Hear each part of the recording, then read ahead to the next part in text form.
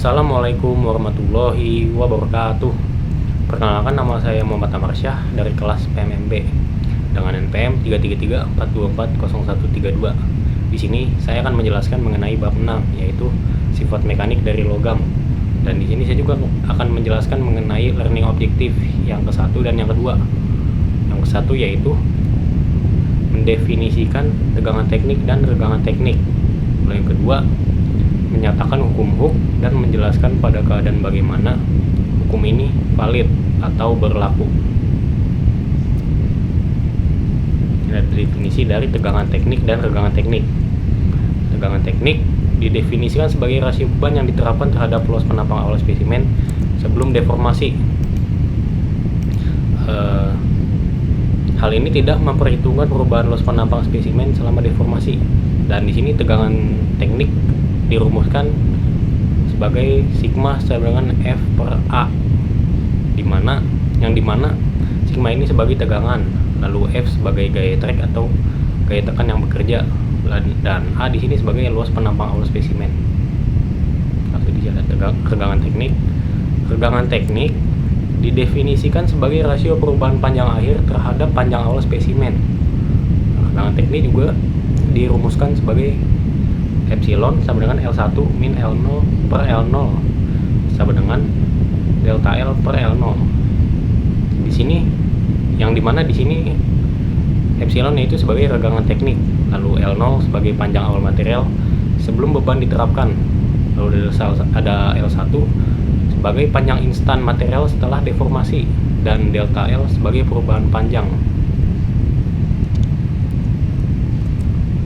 Lalu di sini terdapat gambar yang menunjukkan hubungan antara tegangan atau stres dan regangan atau strain pada material selama uji tarik. Dan di sini terdapat dua jenis kurva yang ditampilkan, yaitu kurva merah dan kurva hitam. Ya, di mana kurva merah itu menunjukkan hubungan engineering stress strain, lalu kurva hitam menunjukkan hubungan true stress strain. Selain itu, terdapat diagram spesimen uji tarik yang menunjukkan bagaimana material mengalami deformasi selama pengujian. Lalu di sini ada hukum Hooke. Hukum Hooke ini menjelaskan bahwa tegangan sebanding dengan regangan. Hukum ini berlaku pada bahan yang mengalami deformasi elastis. Artinya, perubahan bentuk ketika bahan diberi beban atau gaya bekerja akan kembali lagi ke bentuk dan ukuran semulanya. Hukum ini tidak akan berlaku lagi apabila kondisi bahan permanen berubah dan tidak kembali ke bentuk awalnya atau disebut deformasi plastis.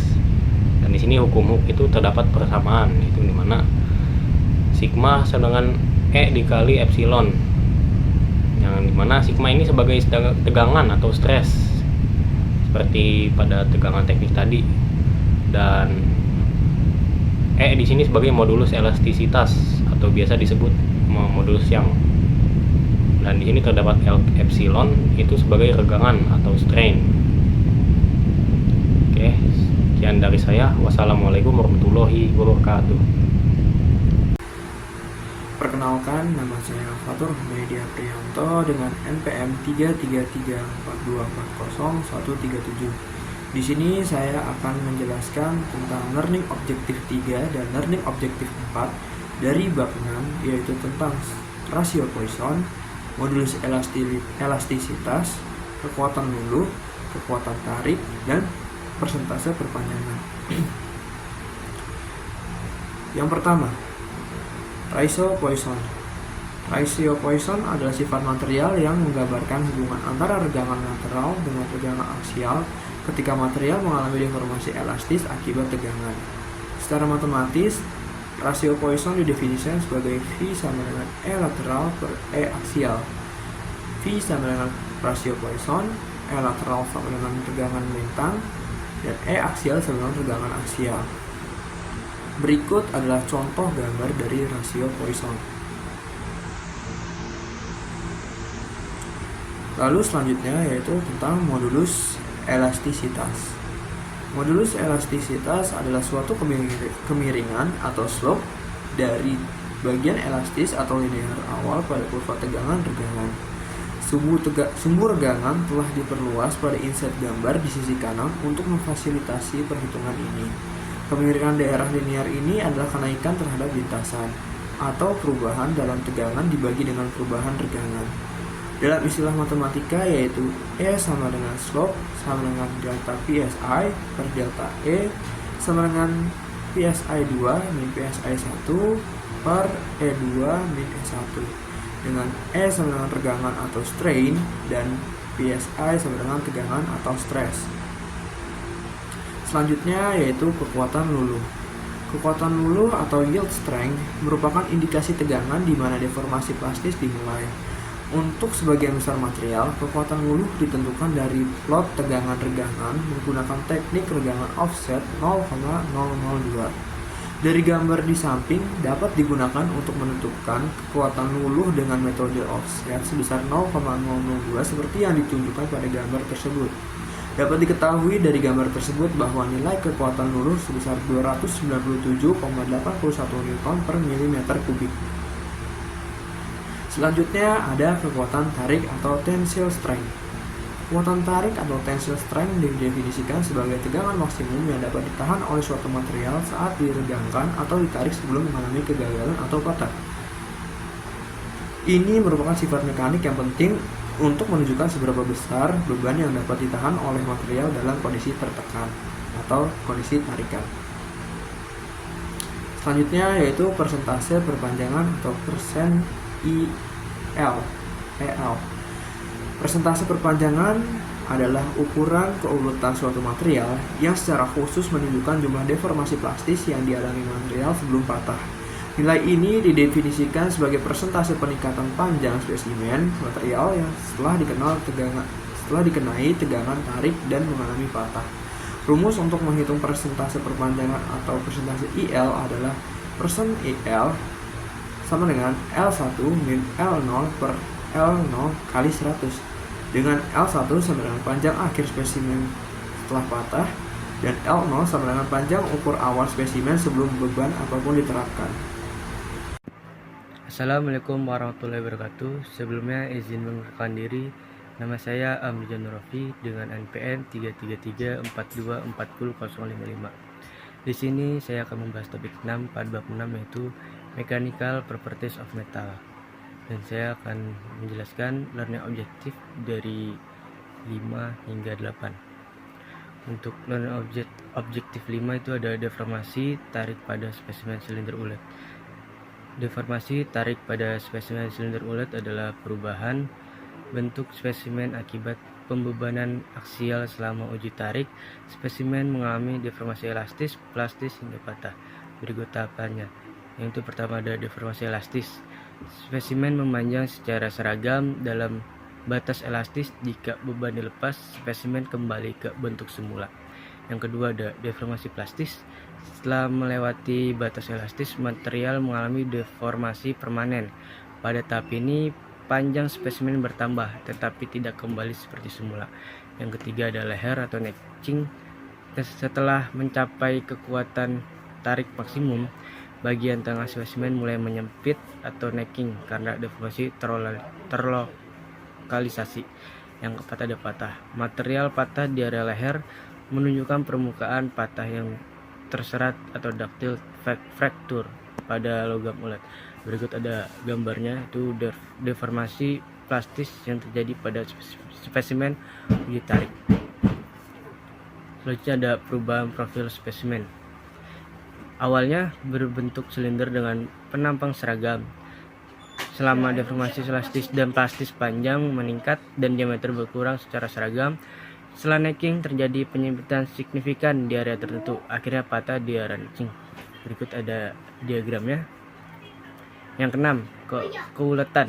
Keuletan adalah kemampuan material untuk mengalami deformasi plastis sebelum patah. Ini biasanya diukur dengan dua parameter, persentase perpanjangan dan persentase pengurangan luas. Persentase perpanjangan terdapat rumus di mana LF panjang akhir spesimen setelah patah dan LO panjang ukur awal spesimen sebelum beban apapun diterapkan. Kedua ada persentase pengurangan luas. Terdapat rumus di mana HF luas penampang awal spesimen dan AO luas penampang akhir spesimen setelah patah. Contoh perhitungannya. Misal, kita memiliki data berikut untuk spesimen. Panjang awal LO 100 mm, panjang akhir LF 120 mm, luas penampang awal AO 20 mm, dan luas penampang akhir AF 15 mm. Menghitung persentase perpanjangan. Persentase perpanjangan itu 120 dikurang 100 dibagi 100 dikali 100%, sama dengan 20 per 100 kali 100%, hasilnya 20%. Selanjutnya ada menghitung persentase pengurangan luas. Di situ ada persentase. Di situ 20 dikurang 15 dibagi 20 dikali 100%, maka hasilnya 5 per 20 kali 100%, hasilnya 25%. Jadi untuk persentase perpanjangannya 20% dan persentase pengurangan luasnya 25%. Kulutan material dapat memberikan informasi penting tentang kemampuan material untuk bertahan terhadap beban tanpa patah. 7. Ada kelentingan atau resilience. Untuk definisi sendiri adalah kemampuan suatu material untuk menyerap energi saat mengalami deformasi elastis, dan kemudian saat beban dihilangkan, energi tersebut dapat dipulihkan. Modulus resilience didefinisikan energi regangan per satuan volume material yang diperlukan untuk memberikan tegangan pada material hingga mencapai titik luh atau luas area di bawah bagian elastis dari kurva terangan renggangan teknik.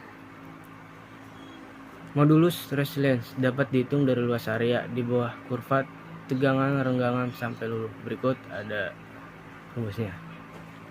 Selanjutnya ada ketangguhan atau toughness. Ketangguhan atau toughness adalah sifat yang menunjukkan kemampuan material untuk menahan patah ketika terdapat retak atau cacat lain yang memusatkan tegangan. Cara lain untuk mendefinisikan ketangguhan adalah kemampuan suatu material untuk menyerap energi dan mengalami deformasi plastis sebelum patah. Selanjutnya ada ketangguhan diukur sebagai total energi yang diserap oleh material per unit volume hingga patah. Satuannya joule per meter kubik atau megajoule per meter kubik. Untuk kondisi dinamis, high strain rate, dan ketika kondisi takik atau titik, konsentrasi tegangan ketangguhan suatu material dinilai menggunakan uji impact. Untuk kondisi statis atau low strain rate, ketangguhan dapat diketahui dari hasil dari uji tarik tegangan renggangan. Yang ke-8 ada tegangan renggangan sebenarnya. Tegangan sebenarnya atau true stress. Tegangan sebenarnya didefinisikan sebagai beban yang diterapkan secara instan dibagi dengan luas penampang instan, di mana terdapat rumusnya, itu ada tegangan atau dan F itu ada gaya yang diterapkan, dan AI itu luas penampang sesaat, dan B renggangan sebenarnya atau true strain. Renggangan sebenarnya adalah logaritma natural dari rasio antara panjang spesimen instan dan panjang awal spesimen, di mana itu terdapat rumus. Itu ada E itu renggangan sejati tanpa satuan, dan L panjang sesaat, dan LO panjang asli. Sekian penjelasan dari saya, terima kasih. Saya akan melanjutkan penjelasan dari teman saya. Perkenalkan, nama saya Satria Iwan Romdon dengan NPM 3334240. Di sini saya menjawab bab 6 dengan learning objective pada bagian 9, 10, dan 11. Mana teknik pengujian kekerasan secara umum, lalu teknik pengujian kekerasan mikro indentasi, lalu hitungan tegangan aman. Di sini saya akan menjelaskan teknik pengujian kekerasan mikro indentasi. Di sini ada dua metode teknik pengujian kekerasan mikro indentasi. Yang pertama itu metode Vickers. Metode Vickers adalah teknik pengujian kekerasan yang menggunakan indenter berbentuk piramid diamond. Metode ini dapat mengukur kekerasan pada area yang sangat kecil, sehingga cocok untuk material dengan permukaan halus dan keras. Pengujian dilakukan dengan memberikan beban pada indentor, kemudian mengukur diagonal dari bekas indentasi yang dihasilkan. Situasi penggunaannya, menguji material rapuh seperti keramik dan lapisan tipis, di mana kerusakan minimal pada spesimen diinginkan. Yang kedua, Metode Knoop. Metode Knoop juga merupakan teknik pengujian mikro indentasi yang merupakan indentur berbentuk diamond, namun dengan geometri yang lebih panjang dan sempit dibandingkan dengan Vickers. Metode ini dirancang khusus untuk material yang memiliki kekerasan rendah atau sangat rapuh, seperti keramik. Pengujian Knoop menghasilkan bekas indentasi yang lebih panjang sehingga lebih mudah diukur pada material yang tipis atau kecil. Situasi penggunaannya umum digunakan dalam kontrol kualitas dalam aplikasi penelitian yang memerlukan pengukuran kekerasan yang presisi, terutama untuk material yang mikrostruktur bervariasi atau bagian yang tipis. Assalamualaikum warahmatullahi wabarakatuh. Perkenalkan, nama saya Fatir Rizky Ramadan dengan NPM 33342400075. Pada kesempatan kali ini saya akan menjelaskan mengenai 3 learning objektif pada bab 7. Yang pertama yaitu ada describe edge and screw dislocation motion from an atomic perspective. Yang kedua ada describe how plastic deformation occurs by the motion of edge and screw dislocation in response to applied shear stress. Yang ketiga ada define slip system and cite one example. Masuk pada materi pertama yaitu dislokasi tepi dan dislokasi skrup. Dislokasi adalah cacat yang memanjang sepanjang garis atom dalam matriks kristal. Dislokasi ada di semua kelas padatan tetapi paling mudah divisualisasikan dalam skisi kubik. Terdapat 2 jenis dislokasi yaitu tepi dan skrup. Dislokasi tepi merupakan variasi dalam orientasi ni garis terhadap vektor bugar menimbulkan perbedaan dalam struktur dislokasi. Ketika garis dislokasi normal terhadap arah slip. Sebaliknya, ketika garis dislokasi sejajar dengan arah slip, garis dislokasi dikenal sebagai dislokasi skrup. Dislokasi skrup sering terlihat pada struktur kristal yang diendapkan dari fase uap ke substrat yang sesuai yang berfungsi sebagai template untuk pertumbuhan. Berikut merupakan gambar dari dislokasi tepi dan dislokasi skrup. Assalamualaikum warahmatullahi wabarakatuh. Pak Adi Trenggono, izin memperkenalkan diri. Saya Jonny David, Proyek Sitohang dengan NPM 33342400156. Saya di sini akan menjelaskan learning objektif dari bab 7. Di sini saya akan menjelaskan 3 nomor yaitu bab 4, bab 5 dan bab 6. Learning objektifnya, Yang keempat, describe how the grain structure of a polycrystalline metal is altered when it is plastically deformed. Yang kelima, explain how grain boundaries impede dislocation, motion, and why a metal having small grains is stronger than one having large grains. Yang keenam, describe and explain solid solution strengthening for substitutional impurity atoms in terms of lattice strain interactions with dislocations. Lalu kita menjelaskan tentang plastically deformed. Ketika suatu logam polikristalin mengalami deformasi plastis, struktur butir diubah dengan cara memberikan batas butir penting untuk mengakomodasi dan memperkuat deformasi. Penghambat dislokasi dan penguatan, yaitu menurunnya ukuran butir akan menurunkan jumlah tumpukan yang mungkin terjadi pada batas butir, serta dapat meningkatkan jumlah tegangan yang diperlukan untuk memindahkan dislokasi melintasi batas butir. Semakin tinggi tegangan yang diperlukan untuk menggerakkan dislokasi, semakin tinggi pula kekuatan luluhnya. Lalu kita akan berbicara tentang penguatan larutan padat. Penguatan larutan padat terjadi ketika atom pengotor substitusi dimasukkan ke dalam suatu bahan menyebabkan regangan kisi. Sekian penjelasan dari saya. Kurang lebihnya saya mohon maaf jika ada salah kata. Wassalamualaikum warahmatullahi wabarakatuh. Assalamualaikum warahmatullahi wabarakatuh. Nama saya Fatir Winapkarali dengan NPM 33342400066. Di sini saya akan menjelaskan mengenai bab 7 dengan learning objektif. Ada 3 yaitu yang pertama describe the and explain the phenomenon of strain hardening or cold working in terms of dislocation and strain field interactions. Yang selanjutnya ada describe recrystallization in terms of both the acceleration of microstructure and mechanical characteristic of the material. Yang terakhir ada describe the phenomenon of grain growth from both macroscopic and atomic perspectives. Yang pertama ada pengerasan regangan. Pengerasan regangan atau pengerjaan dingin adalah fenomena yang terjadi ketika logam atau polimer diperkuat melalui deformasi plastik. Yang learning objektif selanjutnya ada rekristalisasi dan perubahan struktur mikro. Rekristalisasi adalah pembentukan kumpulan butir baru yang bebas dari regangan dan berbentuk equiaxed, yaitu memiliki dimensi yang kira-kira sama ke segala arah dengan densitas dislokasi rendah yang merupakan ciri dari kondisi sebelum pengerjaan dingin. Yang terakhir ada pertumbuhan butir. Struktur batas butir intrinsik atau susunan atom bergantung pada mesorientasi antara butir yang berdekatan dan pada bidang batas butir. Batas butir umum biasanya memisahkan kristal yang orientasinya berbeda pada sudut yang besar.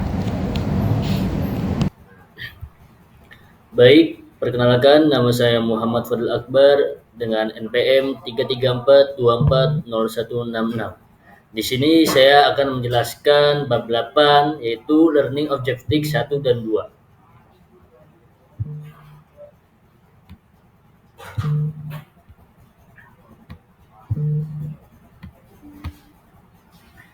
Yang pertama ada perambatan retak. Perambatan retak terdiri menjadi dua, yaitu patah ulat dan patah getas. Patah ulat yaitu konfigurasi patahan ulat pada gambar A. Yang kedua, secara umum profil patahan material ulat akibat tegangan tarik ditunjukkan pada gambar B, di mana patahan didahului oleh adanya necking. Dan yang ketiga yaitu proses patahan ulat dari material terjadi dalam beberapa tahap. Tahap yang pertama setelah terjadi pengecilan luasan setempat, necking, cavities kecil atau microvoid terbentuk dalam struktur material seperti yang ditunjukkan oleh gambar C.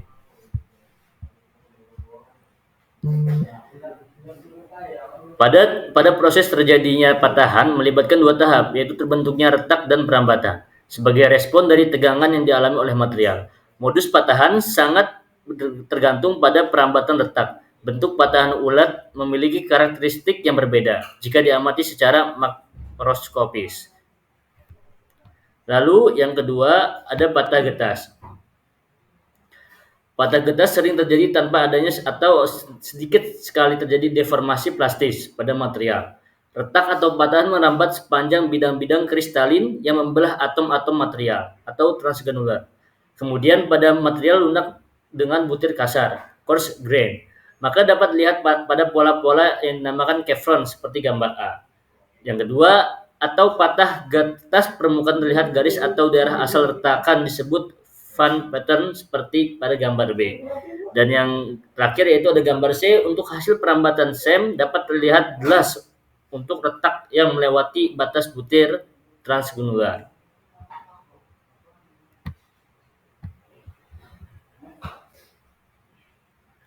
Selanjutnya material getas. Suatu material dikatakan getas jika ia retak pada regangan rendah dengan sedikit atau tanpa deformasi plastis. Contoh material getas meliputi kaca dan keramik. Perbedaan antara bahan lunak dan rapuh dapat dilihat pada kurva regangan dan tegangan yang ditunjukkan di bawah ini.